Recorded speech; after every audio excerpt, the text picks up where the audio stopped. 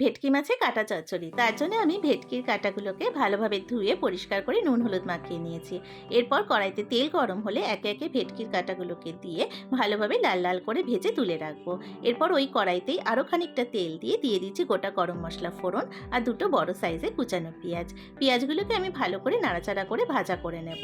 তারপরে দিয়ে দিচ্ছি আদা রসুনের পেস্ট। আদা রসুনের পেস্টটা দিয়েও খানিকক্ষণ নাড়াচাড়া করতে হবে যাতে কাঁচা গন্ধটা চলে যায়। এরপর দিয়ে দিয়েছি দুটো বড় সাইজের টমেটো আর সামান্য একটু নুন, যাতে টমেটোটা তাড়াতাড়ি গলে যায়।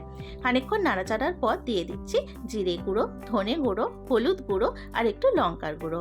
কাঁচা লঙ্কা আমার আদা রসুনের সাথে পেস্ট করা ছিল, তাই লঙ্কার গুঁড়ো সামান্যই দিলাম। আর দিয়ে দিলাম সামান্য একটু জল, যাতে মশলাটা পুড়ে না যায়। এবার কিন্তু মশলাটা খুব ভালোভাবে কষাতে হবে যতক্ষণ না তেল ছাড়ছে। দেখো মশলা আমার কষানো হয়ে গেছে। এবার দিয়ে দিচ্ছি আগে থেকে সিদ্ধ করে রাখা আলুগুলো। আলুগুলো দিয়েও মশলার সাথে আমি ভালোভাবে কষিয়ে নেব। তারপর দিয়ে দেব ভেজে রাখা কাঁটাগুলো। ভেজে রাখা কাঁটাগুলো দিয়েও ভালোভাবে নেড়েচেড়ে মশলার সাথে মিশিয়ে দেব এবং বেশ খানিকক্ষণ কষাবো।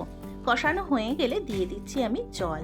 তারপর দিয়ে দেব পরিমাণ মতো নুন আর টমেটোর টেস্টটাকে ব্যালেন্স করার জন্য দিয়ে দিচ্ছি সামান্য একটু চিনি। এবার ভালোভাবে ফুটতে দিতে হবে। ভালোভাবে ফুটে এলে দিয়ে দিচ্ছি ঘি। ঘিটা দিয়েও বেশ খানিকক্ষণ ফুটতে দিতে হবে। দেখো আমার হয়ে এসেছে কাটা চচ্চড়িটা। নামানোর আগে দিয়ে দিচ্ছি গরম মশলার গুঁড়ো। গরম মশলা গুঁড়োটা দিয়েও আমি ভালোভাবে নাড়াচাড়া করে নিচ্ছি। এবার আমি নামিয়ে নিলাম ভেটকি মাছের কাটা চচ্চড়ি।